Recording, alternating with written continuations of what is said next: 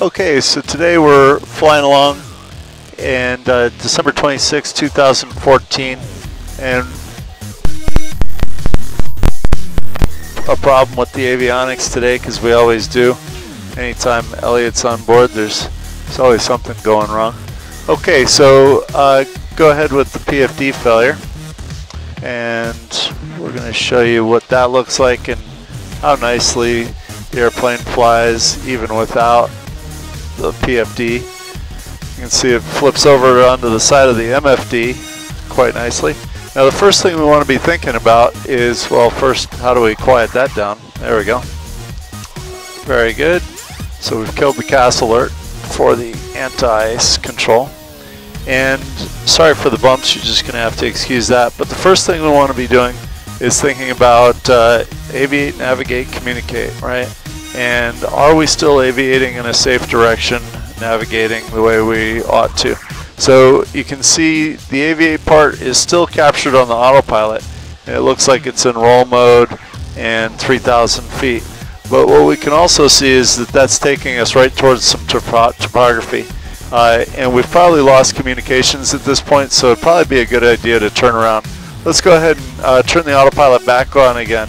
And let's go ahead and turn to the left to a heading of 060 to avoid the terrain that we've got right in front of us here. So that's the first thing: aviate, navigate, communicate. Get yourselves going in a safe direction and make sure that we're properly coupled. If we're not coupled, then hand fly if it looks like it's going to be impossible. But we should normally be able to autopilot couple with a PFD failure. Then let's go ahead and continue that turnaround to 060. It still has us pretty close to the train. Let's keep the turn going there. There we go. Excellent. All right, so now we've aviated and we've navigated. Our power setting looks like it's high enough to hold us just at flap operating range above 100 knots. You might need another couple points of power because we've got some pretty good downdrafts coming off of Mount Tamalpais, or the hills surrounding Mount Tam. So let's go ahead and now ask for what makes the most sense given our compromised system. What would you be asking for, Peter, if you had this failure?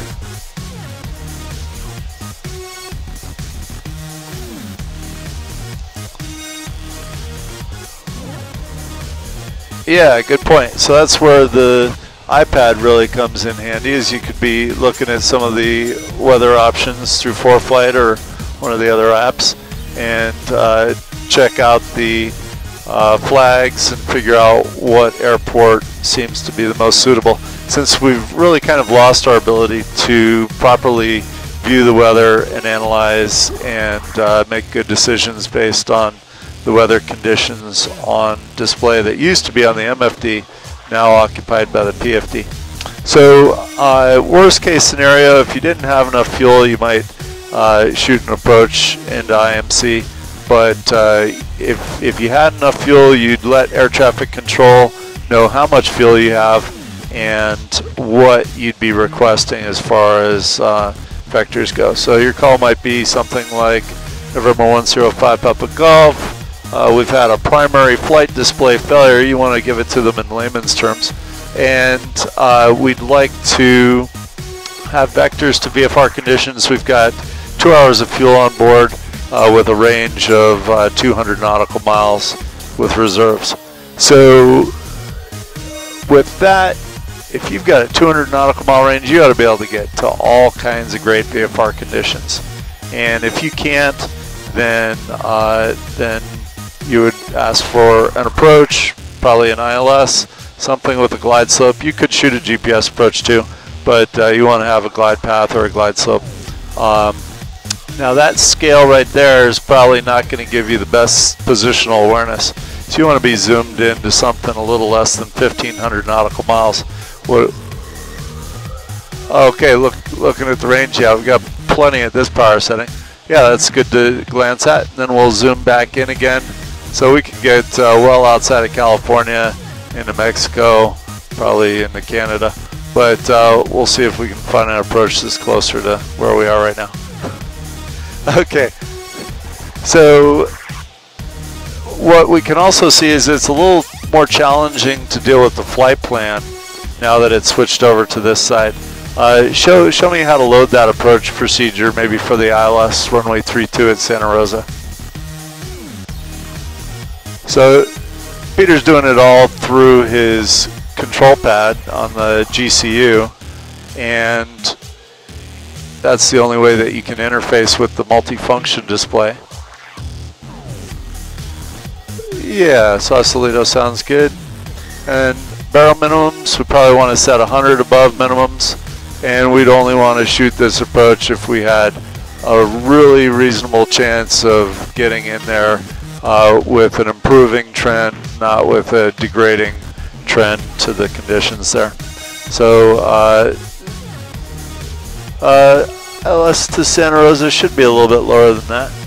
I think it's 220 maybe. So let's set 320. Let's see. You want to display that chart? So Peter's showing the chart here. It looks like 376. So we'll go ahead and set 480.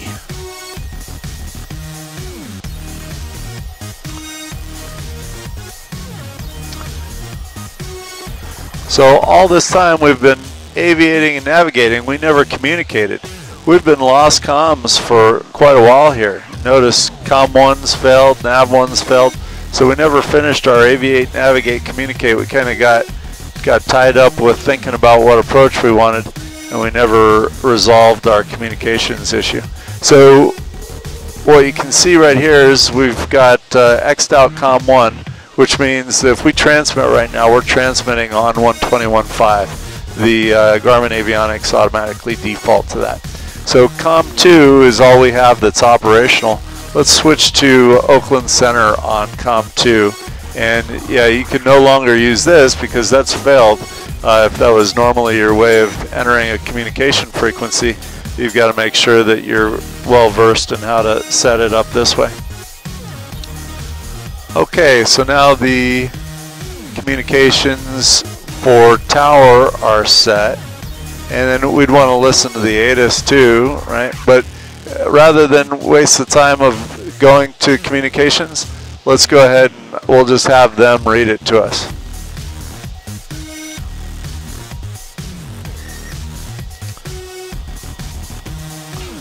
You want to be in comm mode. You're in FMS mode there, and now you're in comm mode. That looks good.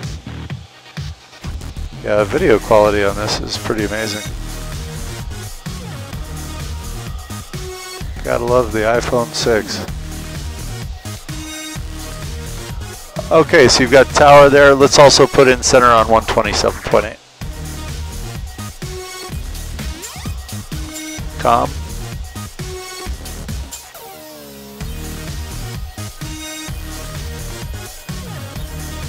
And we'll toggle that active. Okay, do you have the conditions on your iPad for Santa Rosa?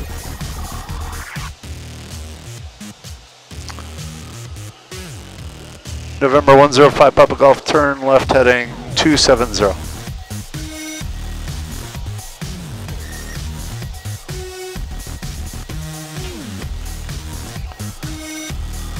Okay. So if you end up having to fly the ILS to Santa Rosa, you'd ask them for a particular leg that you'd like to be intercepted onto or vectored onto. Nice job compensating for the slow speed there. You see you're getting down below 100. Probably a little bit of a mountain wave going on there.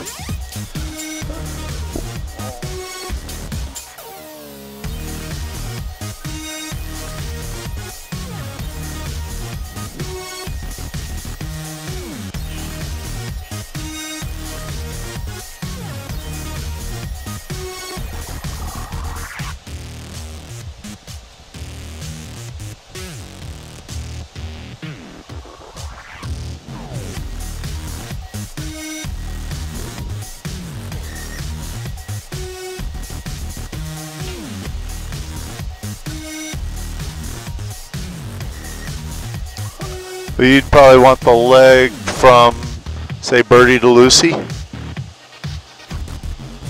From Birdie to Lucy means you, yeah, there you go.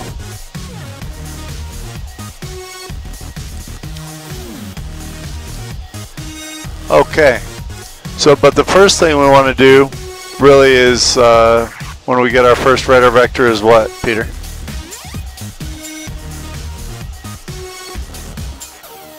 Okay, you've got it loaded, you've got a leg active, but really we want to have that CDI stick completed.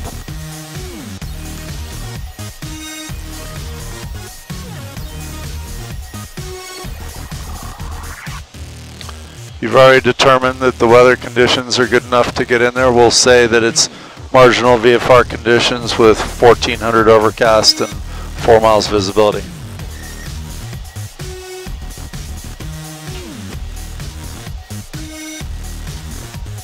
A little slow on the speed with the mountain waves, so I'm going to give you a little bit more power.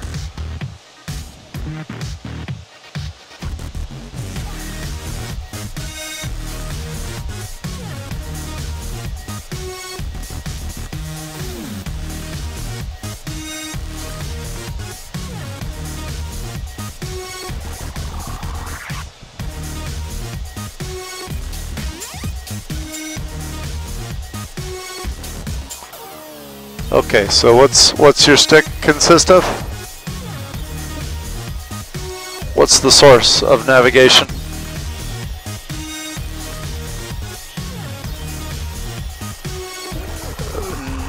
Well, the source right now says Loc 1, doesn't it? Do we want Loc 1?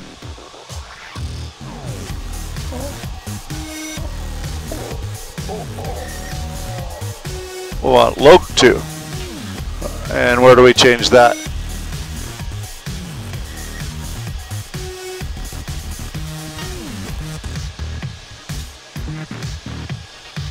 The CDI button, right? Where's the CDI button? There you go. That's how you source it to number 2, right?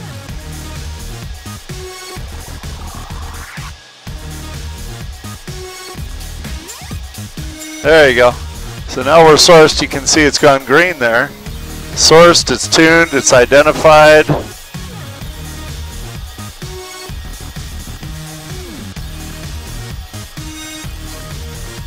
And the course is confirmed as being 321.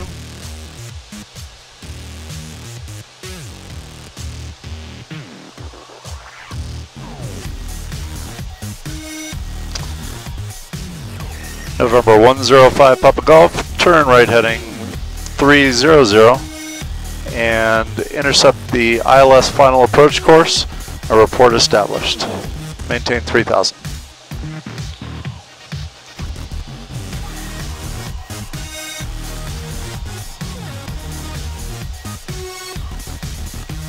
Okay, so when you're told that you want to hit nav mode when you've been told to report established, right? So nav mode will capture, but it won't start going down because we're not allowed to go down until we receive our clearance for the approach, right? So when we report established, that should prompt air traffic control to clear us for the approach. When we get cleared, then we'll hit the approach button.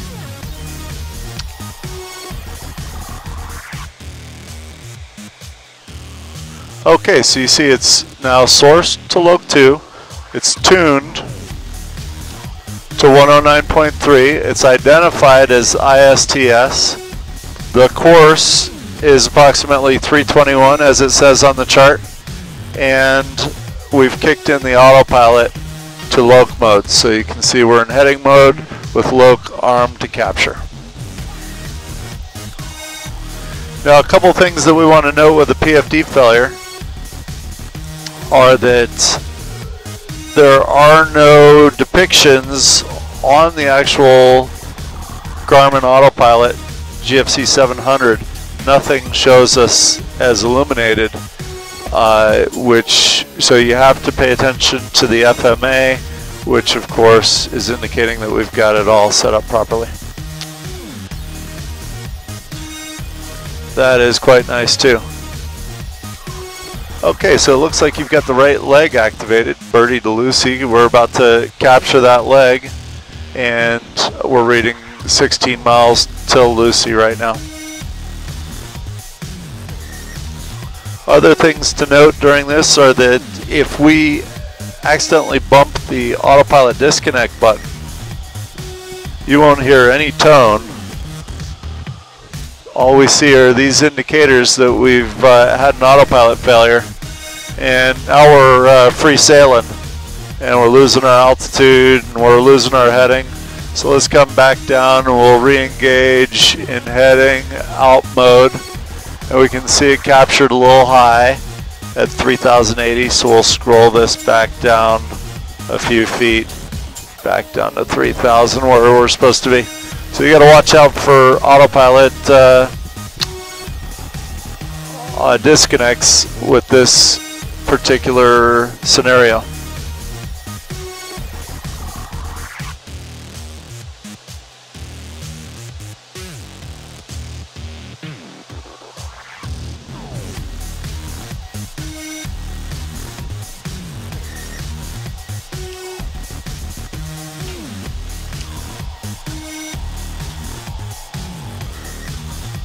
The rest of it's pretty straightforward.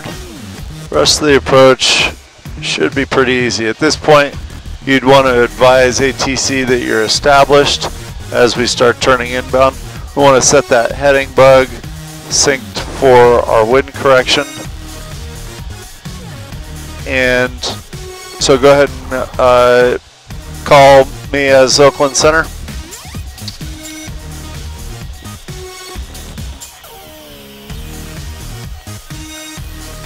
Go ahead and tell them that you're established.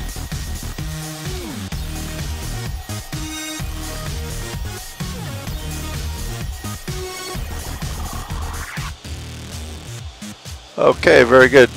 November 105 Papa Golf, you are cleared for the ILS runway 32 Santa Rosa.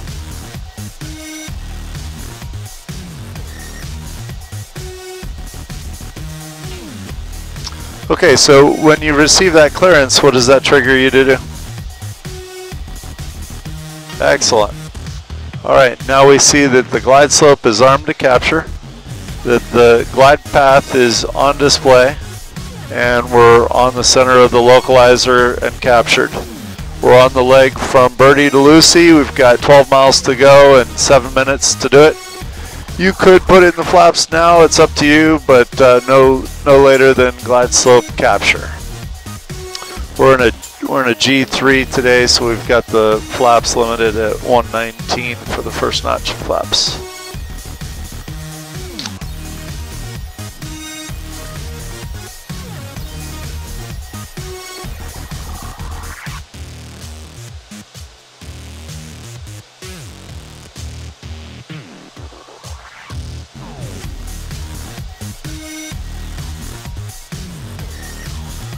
Okay, what other things? You said you just did the gums check. So gas is on a fullest tank, undercarriage is down and welded. We checked the hydraulics. The brakes have good back pressure. Mixture we'll hold off on, mixture to go. Pump is on. Switches and safety belts. We've got the pitot heat on because it's pretty cold here, even though we're only at 3,000 feet. Other switches look good the way they are. No ice protection on. Oxygen's off. And safety belts. We want to brief everybody in the back that they ought to be buckled up for landing. And everybody is set to go. So the gums check is complete. We're just waiting for that glide slope to come in, and away we go. All right, you want to call center for real, and we'll get our clearance for this practice approach?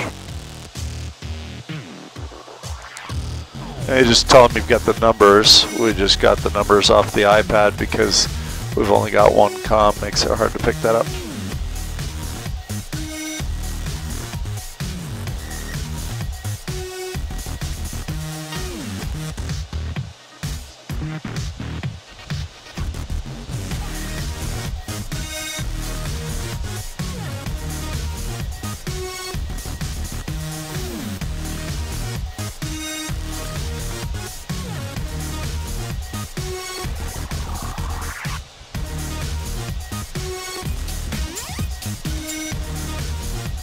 So you can see you've got to put the transponder codes in by pressing the transponder button and then entering in the code down below.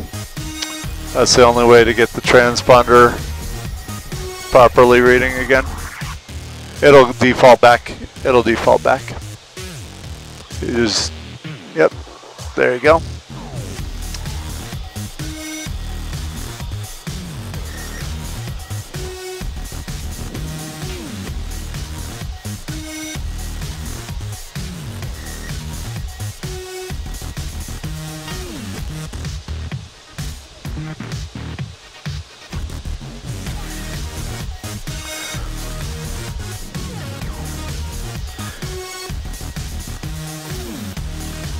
You've got tower ready to go, that's great. We want to have the markers on, so we can push the marker button there. We've still got markers at Moans, so that'll give us audio when we get down to Moans intersection. The METAR's been briefed. The winds are favoring runway 32. What do we have for conditions there at Santa Rosa? Any update?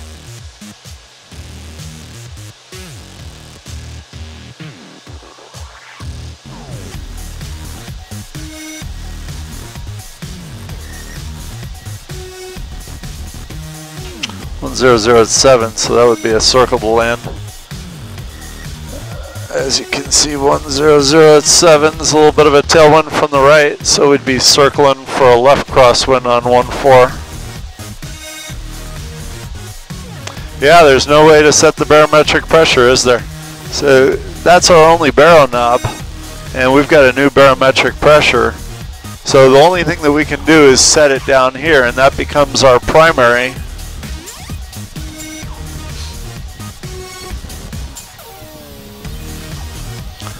Not very far from it. So if we raise our baro minimums by 100 feet, we're in good shape, which we already have.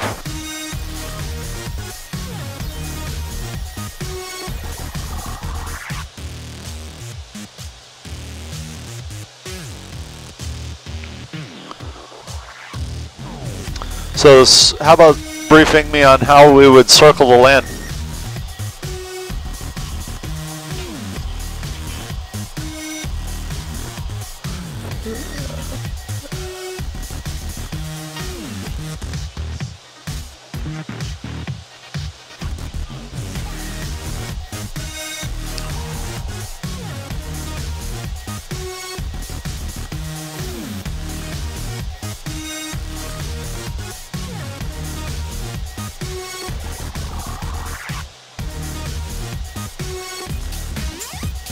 Okay, so this guy's a real factor and he's in sight.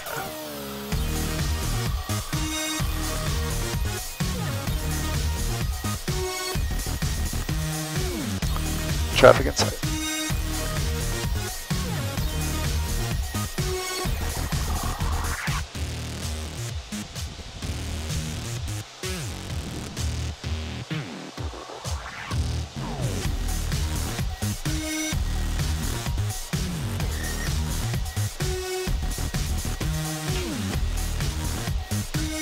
What's that?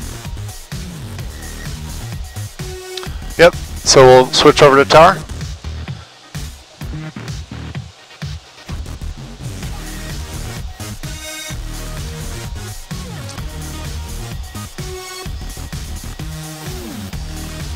Okay, flaps are in below 119.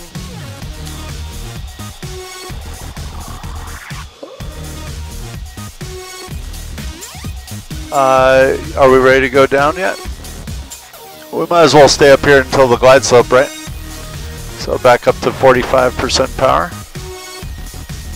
You can step down on segments of the approach, but really the glide slope has a service volume that extends out to 10 miles or about 3,000 AGL.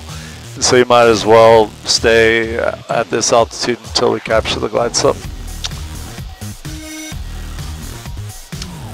I would just give them a call, let them know that we're 2 outside of EDOV on the ILS approach, and He's going to tell us that he can't accommodate straight-in landings due to the new regulations on opposite direction activity, but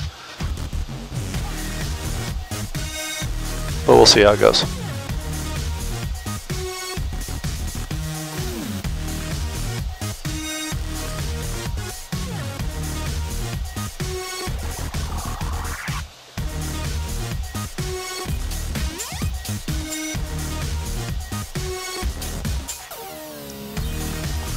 Like we're a little low, so when you're 5 knots low, I like to add 5%, so I'd just go to 50% in that case.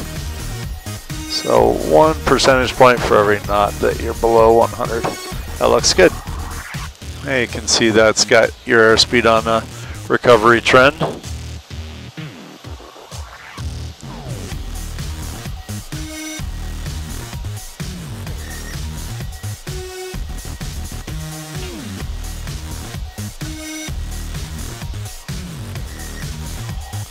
Okay, we can see that the glide slope is alive.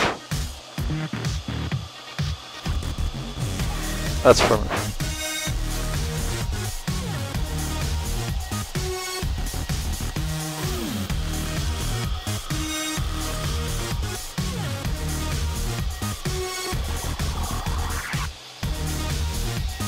okay, so apparently just despite the winds, they're still landing runway 32.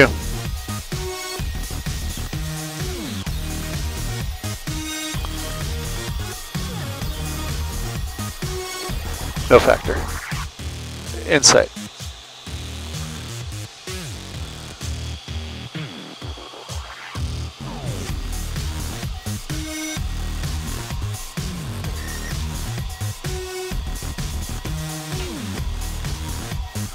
Okay, so you've set your default power setting of about 30%. That seems to be working nicely. We've got a decent amount of headwind here. Can you ask them for a wind check?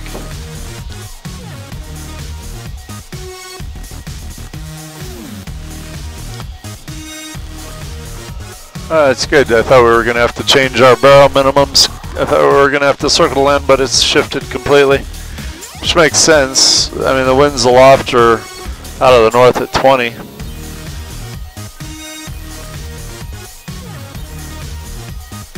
All right, you want to do this one to a full stop? Sounds good. Let's maybe ask for a touch and go. And a right crosswind. We'll just ask for a touch and go and a right crosswind departure so we can get over to Woodland quickly. Power needs to go a little higher. You've got that 23 knot headwind, and 30% is really not enough power for that extreme of a headwind. There you go. So we'll probably target 35 now that you're back up to speed.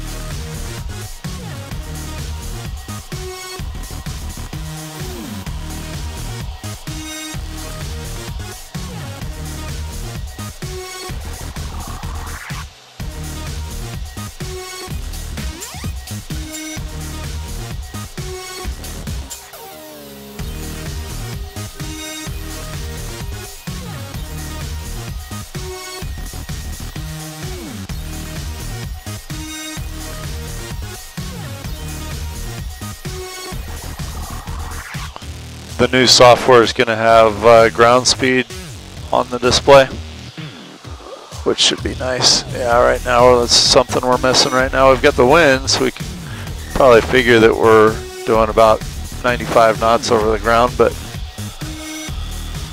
it'd be nice to have ground speed on here. Yeah, hopefully that update will come out before too long. It's out on the new airplanes. Do you want to buy a new one? This one's still great. Yeah, the new software should be out any month here, maybe next year. 2015 is right around the corner.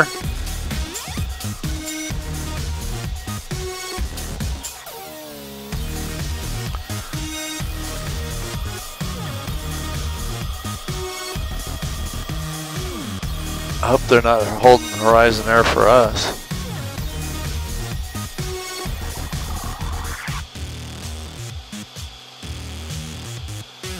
and let them know that we can abort our approach if it's slowing down horizon air.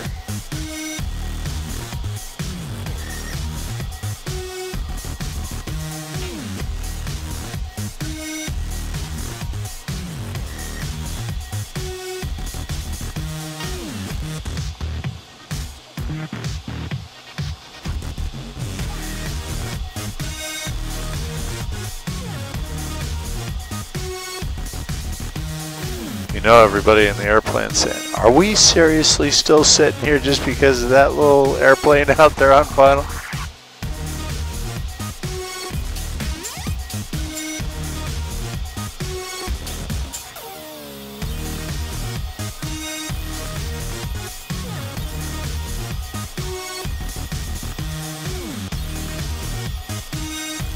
All right, so now we're calling off feet to go. So we've got about 300 to go. Gumps check is complete. Mixture should be rich by now, and it is. Gas undercarriage mixture, pump, switches, safety belts, all that's complete. Before landing checklist complete, and we're maybe 150 to minimums.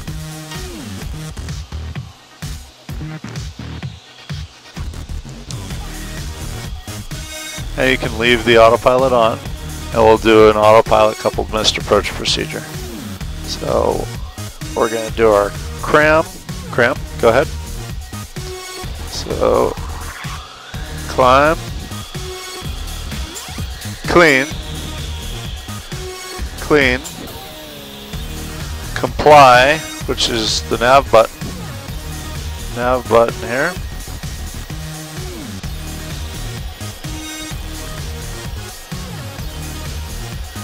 Cram, climb, clean, comply, and you've got the missed approach altitude in there.